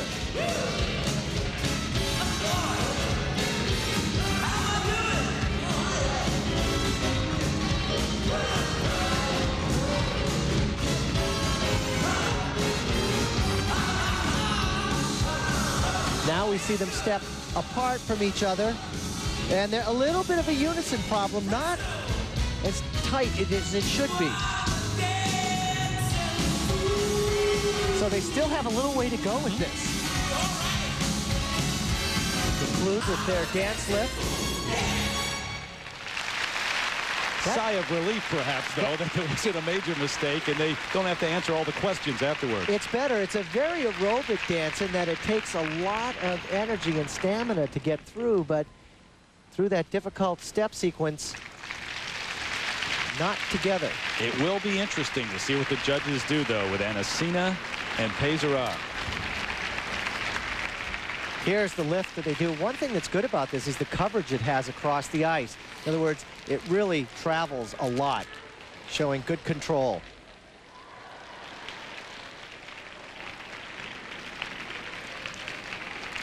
Now we're going to take a look at their step sequence. It starts off okay, but they start to fall out of unison right there. You can see they're not turning exactly the way they should together. So judges see little things like that. Not where they want to be yet. So who do you like? Who would you put in first? Composition. I would put 5-8, 5-7, 5-6, 5-8. Drobia. No, yeah, I put Drobiazko and Vanagas in first. All right. Let's see what the judges do. Composition 5.6 to 5.8, and those are much higher than the Lithuanians. Remember the low mark for Drobiazko and Vanagas was 5.3, and now the marks for presentation much higher. A couple of 5.7s and the rest 5.8. So the judges disagree with Peter here, but he's sticking to his story. I'm an Olympic pair skater after all. Also a former ice dancer, though, too. That's true. In any case, the opinion of the judges, that's the one that counts. And Anasina and Peisera into first place after the original dance. Drobiazko and Vanagas in second. Winkler and Losa, a key spot right now. They are in third. And the Americans, Kegel and Fedyakov, down in 8th place. Don't forget, you can see the finals of the ice dance competition as well as the pairs free skate over on Lifetime. Friday night, our coverage begins at 9 o'clock Eastern. Then the men and the ladies skate for gold over on ABC Sports, 2 o'clock Eastern, 1 Pacific time, Sunday afternoon. When we continue from Japan, the ladies take the ice. The high-profile Russian showdown. Arina Slutskaya takes on Maria Butirskaya next. 4 Grand Prix gold medals and an unblemished record so far this season. Combined, they have won a world title, 5 European championships, and 7 Russian gold medals. Tonight, they meet for the first time this year. Arina Slutskaya takes on Maria Butirskaya next.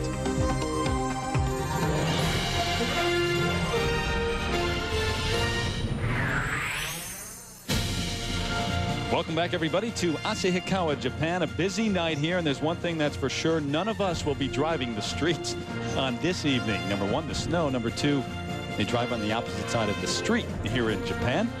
And we welcome you back inside the Taisetu Ice Arena as NHK Trophy continues. The ladies on the ice warming up for their short programs. And the standings through 5 events in the Grand Prix so far. 3 skaters have already qualified for the Grand Prix finals. Sarah Hughes from the U.S. should go. Slutskaya trying to qualify here, as are 3 other skaters, including Jenny Kirk.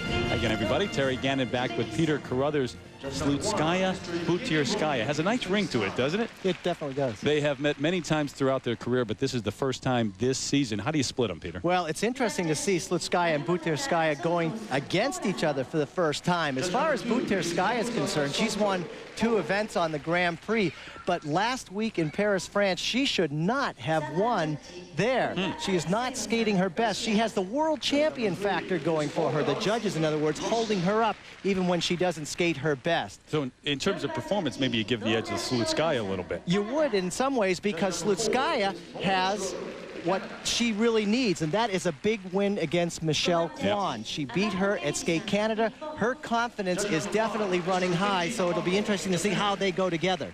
There is another story here, though. The young American, the 16-year-old who has been the surprise story so far this season, Jenny Kirk, who won the bronze medal a week ago in Paris. No one expected her to do that, and here she is again. If she stands on the podium here, she'll make it to the Grand Prix final. Absolutely. 16 years old. This is her second international Grand Prix event, and this is the young lady that should have beaten Buterskaya in France. She's very strong, she's exciting, and she's, I think, making these two Russian ladies look over their shoulders. She's definitely nipping at their heels. Great future, but she's skating so well now, too. Well, the ladies' short program, as always, 2 minutes and 40 seconds in length, worth 1/3 of the overall score, and Peter, 8 required elements. Yes, and they are tricky elements. One of the things to look for in the required elements is the jump combination. That can make or break the ladies in the short program. And the one-on-one matchup here between the two top skaters in this event happens right out of the gate. You've got Arina Slutskaya taking the ice first here in Japan. Maria Buterskaya will be next. But here's the 3-time world medalist from Russia. She finished second at the World Championships, of course, last season behind Michelle Kwan. She's already defeated her once this season in the Grand Prix. She won the gold medal at Skate Canada, the gold medal at Cup of Russia. Here's the 21-year-old from Moscow.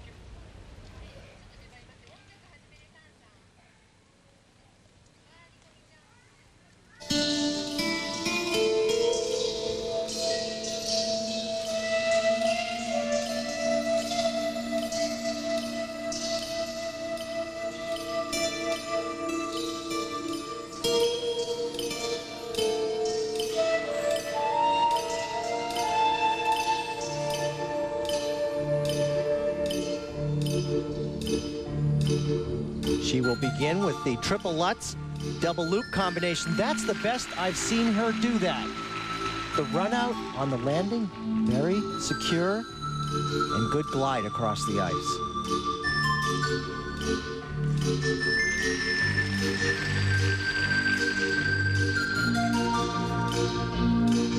She won the Grand Prix final last season, beat Michelle Kwan there.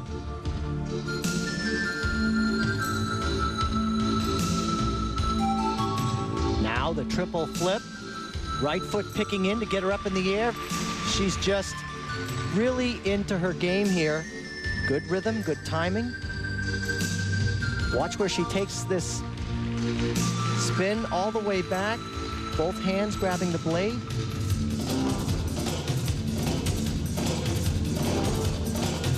If you haven't been with us over the past month and a half, you may wonder why she has won 2 gold medals and yet hasn't officially qualified for the final. Well, Skate Canada was a non-scoring competition. Remember, you can skate in 3 events, but only 2 count in the standings in terms of earning a trip to Tokyo.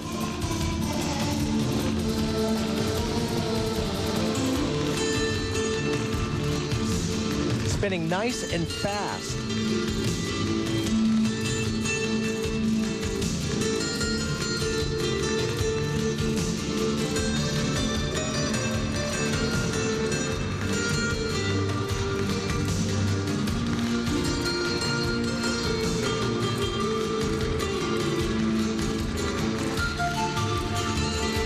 This is where she really impresses the judges. First, the camel spin, then down into the sit spin, lay back, and then the Bielman spin, and she changes. And again, we see that great position that is so impressive.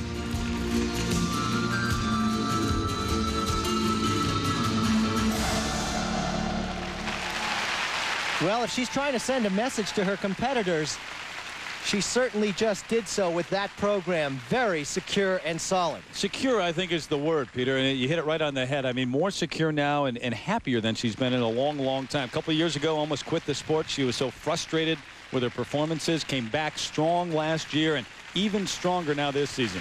Arina Slutskaya.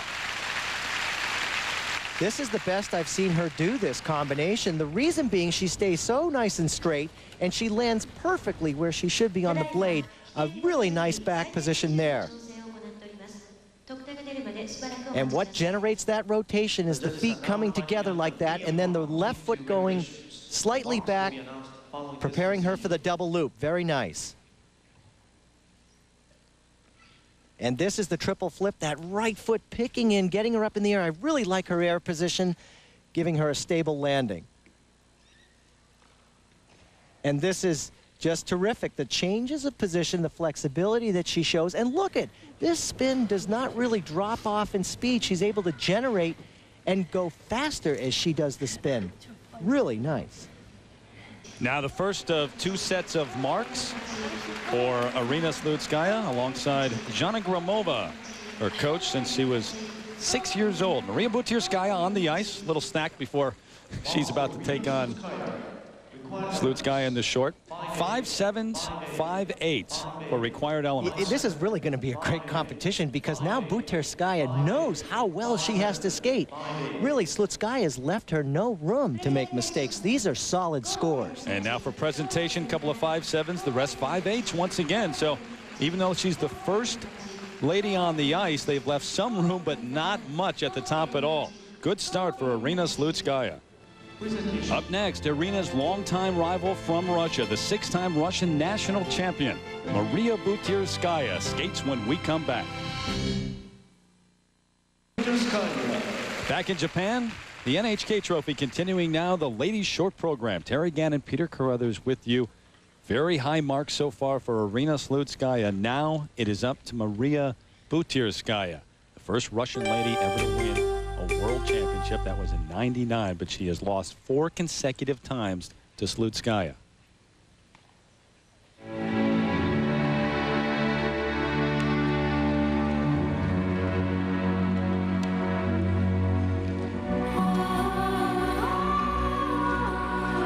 The key for Maria is to bend her knees and not alter her timing.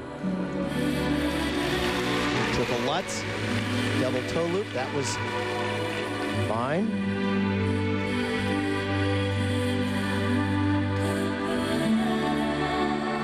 She tends to get stiff when she's nervous. Here, triple flip, very secure. She's really stepping up to the pressure that's upon her. So far, this is the best that we have seen her skate. She's had problems in both of her short programs so far in the Grand Prix. Puts Slutskaya on the ice and she wakes up. Rivalry will do that. Maria won Nations Cup in Germany and Trophy La Ligue in Paris so far in the Grand Prix.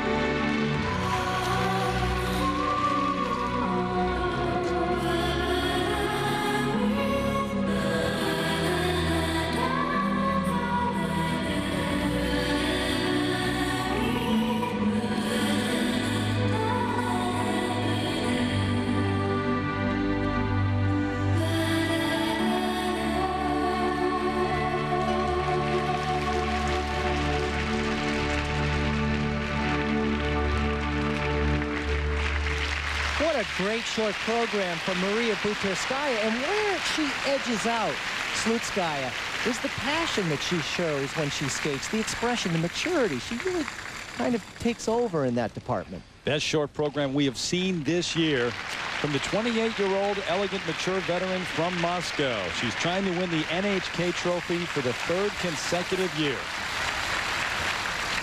This was a very nice opening triple Lutz. and then followed up by the double toe loop. So her hard combination out of the way in the beginning of the program. And then she followed through with this beauty. A big triple flip. The right foot jabs into the ice to get her up in the air, and then a very stable landing. Sometimes she pitches forward, not there. Nice. And of course, her layback spin ending the program, but look at, she adds a little bit of grace and beauty to the sport in a short program that demands so much with the required elements. Tough job for the judges now to split Maria Butirskaya with the performance of Slutskaya. Required element marks. Oh, those are lower. Wow. A couple of 5.5s up to 5.7. Too low to see a 5.5. She was better than that. And now presentation marks. Well, those are higher. 5.7 up to 5.9. But the Polish judge, the only one that put her in first place. She is in second behind Slutskaya, and she's gone. And up next, the young challenger from the United States, Jennifer Kirk, who had a surprise bronze medal finish just a week ago. No time to rest, though. She then had a hard day's journey to get here to Japan from Paris. We went from Paris to Frankfurt, and then Frankfurt to Osaka, and then Osaka to Sapporo, and then it was the 2-hour bus ride here. Earlier today, a look at the snow falling down at the Kamikawa Shinto Shrine. Shinto, a religion that originated here in Japan, and it holds nature and the natural setting in high regard. Plenty of that in this area. Well, don't forget, you can see the ladies skate for gold along with the men Sunday afternoon over on ABC Sports. Arina Slutskaya against Maria Butirskaya for the gold medal. Yevgeny Plishenko skating for gold for the men. The NHK Trophy continuing Sunday at 2 Eastern, 1 Pacific time over on ABC. Meanwhile, the action continues here in Japan, and if you didn't see her last week in Paris, sit down and watch. 16-year-old Jenny Kirk of Newton, Massachusetts.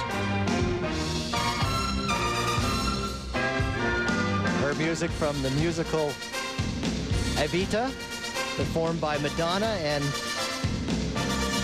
this young lady will just unleash the jumps. She opens with the triple Lutz, followed up by the double toe loop. Beautiful. The 2000 World Junior Champion, 7th at the U.S. Nationals last season, but destined for a lot better things in the future. Bronze medal already in the Grand Prix. If she stands on the podium here, she should go to the Grand Prix final. Footwork into her triple flip. So conditioned.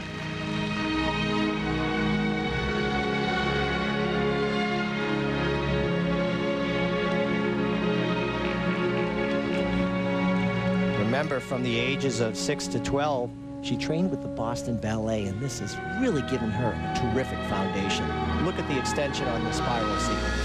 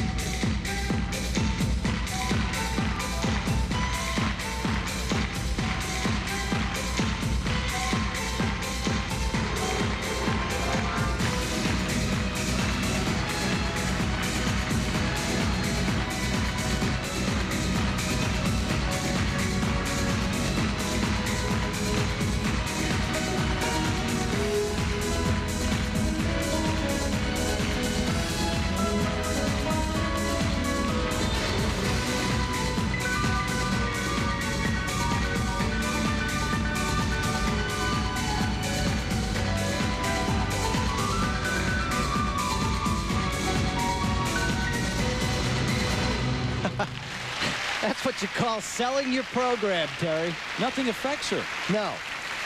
How many 16-year-olds get a chance to see the world? Paris one week, Japan the next week, and oh yeah, we'll do a little skating in between too. Absolutely. She's so well trained by Mary Scottvold, who trained Paul Wiley, and Nancy Kerrigan does her program every day. And to follow Slutskaya and Butyrskaya, what a performance from Jenny Kirk. Opens up with a bang here. This is the triple Lutz.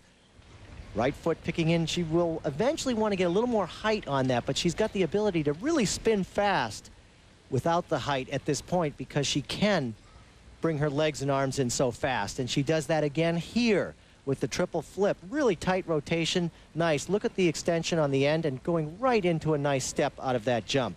Well done. And I really enjoy the way she executes her character within the skating. Look at this. Just getting out there and really showing the audience what she has, her emotional side. Very nice. There's Evie Scottvold along with Mary Scottvold, her coaches, and as you mentioned, Paul Wiley, Nancy Kerrigan among those who they have coached in the past. Now the required element marks, 4.6. Well, come on. They can't, it's not, again, I feel like this is last week all over again because we really took apart the judges there. They are not giving her the score she deserves, certainly with a 4.6. Reputation over performance, I guess. Presentation marks 5.0 up to 5.5. Jenny Kirk in third place, again, perhaps deserving better marks. When we come back, the 99 Grand Prix final champion, Tatiana Malinina of Uzbekistan. She's trying to get back to the final once again, and she will skate when we return to Japan.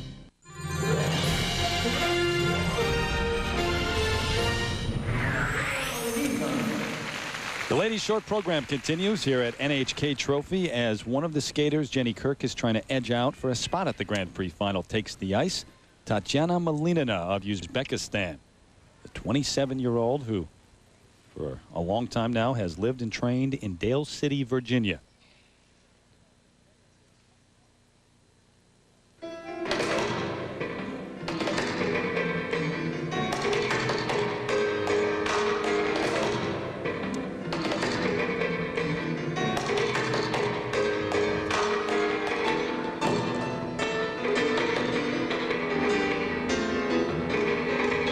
Triple Lutz, double toe loop. Good start for her. This is a comeback year for Tatiana. She was the 99 Grand Prix final champion, had a great year during the course of that season, and then struggled last season. Went from 4th to 18th at the World Championships. Triple flip, a little sluggish there, possible 2-foot touchdown.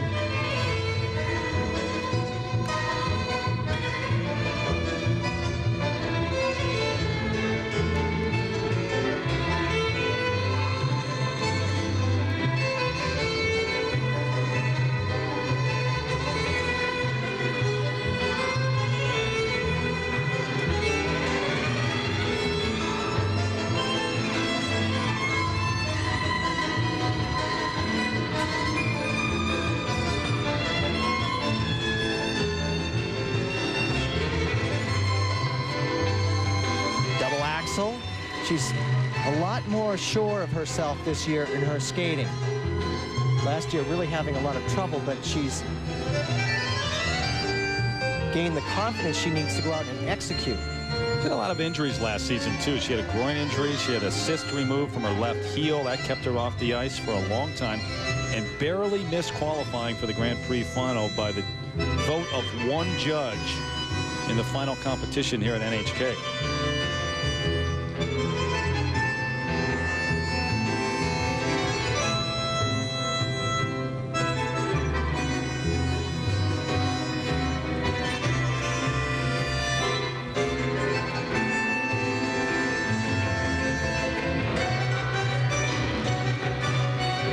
Straight line footwork sequence. Judges wanting to see agility. That's why it's a requirement within the short program.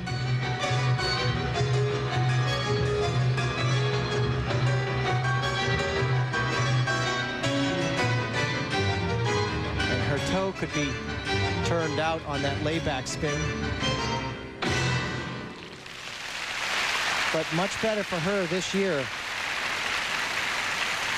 27 years of age. Remember Maria Butyrskaya at 28, and everyone talks about how mature she is and the age factor, the oldest world champion ever. Tatiana Malinina still going strong at 27.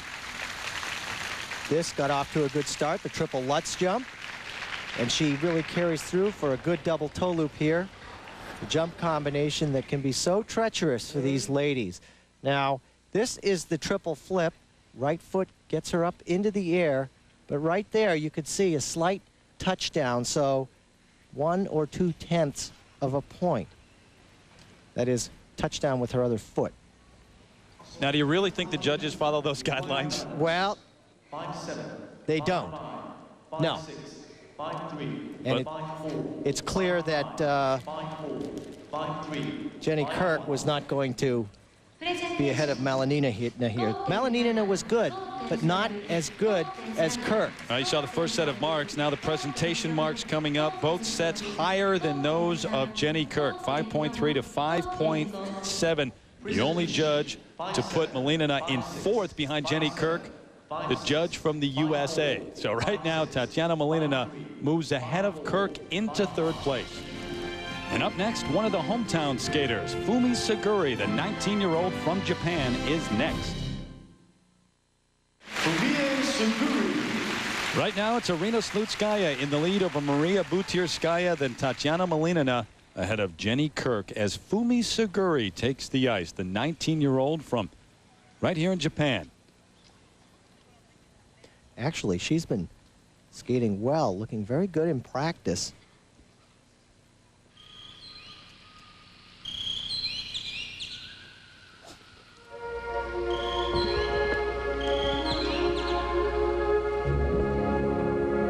Solid bronze medal finish at Skate Canada, so Fumi can earn a trip to Tokyo in the Grand Prix final with a good performance here at NHK. And this could be a big combination for her. She may attempt the triple Lutz, triple toe. There's the triple Lutz and only a double toe loop. That's certainly within the requirements, but she has done a triple toe off the end of that Lutz.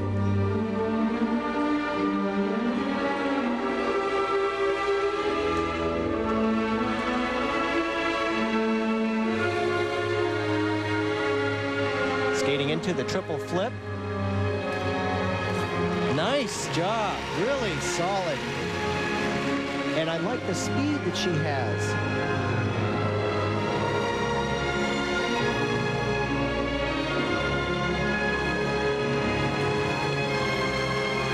Good fast spinning right there in one spot.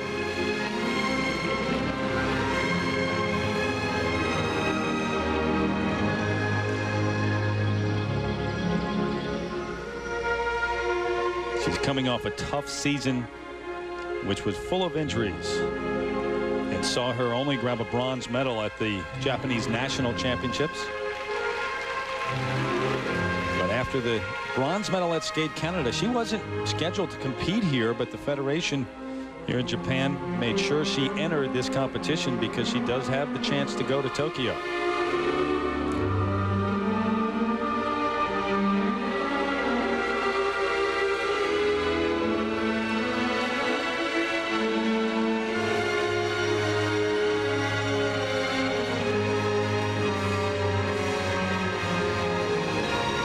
Jump in her program, the double axel, getting through that with ease.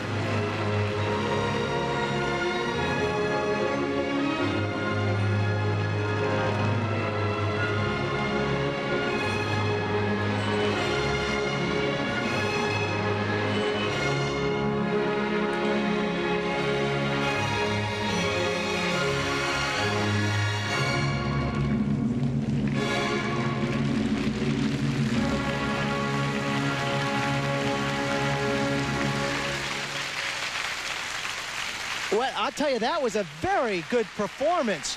She stepped up and met the demand that was upon her to get through the program without mistakes, and she had a lot of nice speed across the ice. Her glide, the flow, very nice. Go Fumi signs all around this arena here in Asahikawa. A lot of pressure for her, too, skating in her home country and all the hopes of the people here. Fumi Suguri, heck of a performance with her short program. Got off to a really strong start here with the triple Lutz. Look at the height that she gets. And then the double toe loop. Had to check a little more, throw that left arm in front to get herself set up for the double toe, but very good. And then this is the triple flip. Again, she really has a nice air position, allowing her a very secure landing and skating out effortlessly, the sign of a good jumper. And alongside her coach, Nobuo Sato, the father of Yuka Sato, the great skater from Japan.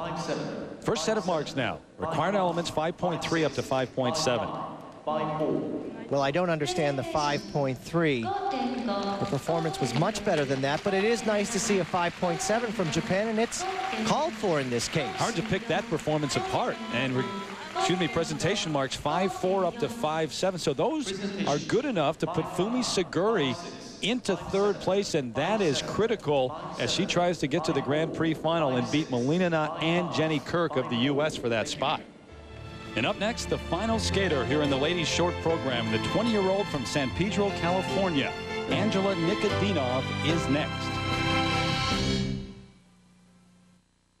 5-3. Thank you. Maria Butirskaya taking in the action. Her work is done for the evening. She is in second place right behind that woman, Arina Slutskaya, who is the leader so far in the short program, both with their winter coats on. It's cold outside, but guess what? It's not a whole lot warmer inside this arena right now. And here is the final skater to take the ice in the ladies short program from the U.S., Angela Nikodinov. The 20-year-old from San Pedro, California, needs to finish second or higher here. That's a long shot, but if she would do that, she would go to the Grand Prix final, at least have a shot.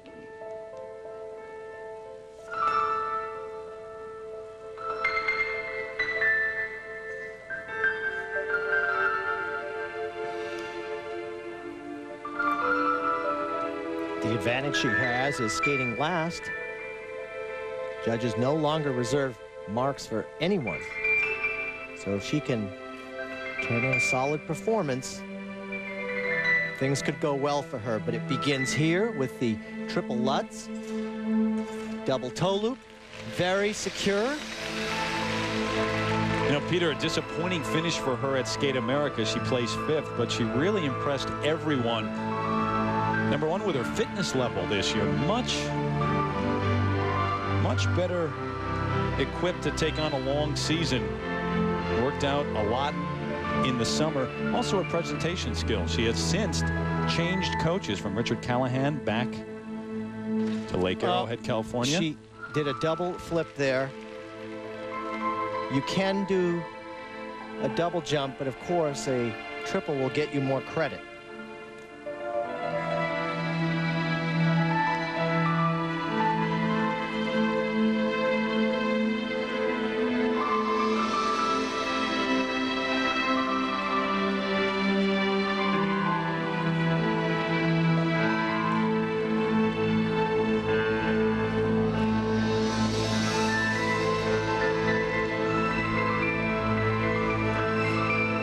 Double axel.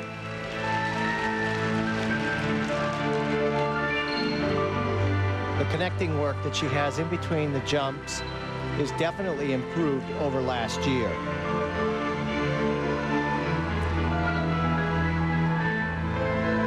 Nice use of her arms.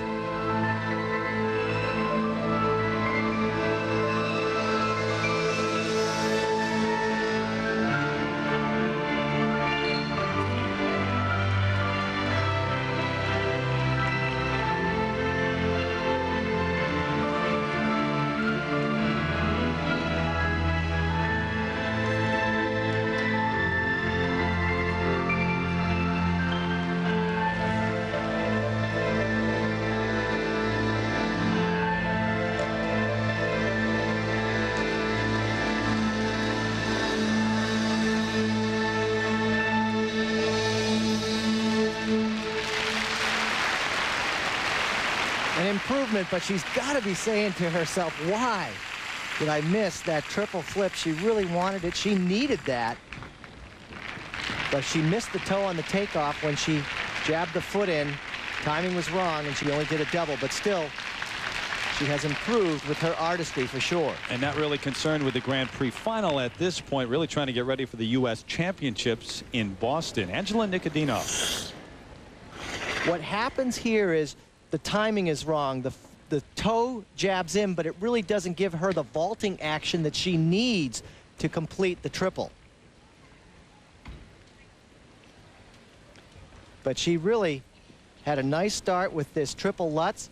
The toe going in exactly the way it should to create 3 nice revolutions and then a double toe loop afterwards.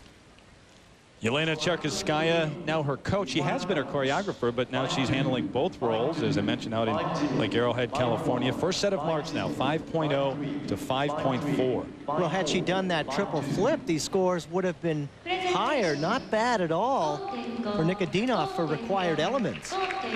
What about presentation now? 5.3 up to 5.6, and those aren't bad either, Peter. No, very secure on those scores, taking a 5.6. She's got to be happy with that. Puts her into 5th place ahead of Jenny Kirk. So one American edging out another American to round out the top 5. Look at the standings. Arina Slutskaya in the lead after the short program over Maria Butirskaya. That will be a great free skate. Fumi Seguri in 3rd place, just ahead of Tatiana Molinina at this point.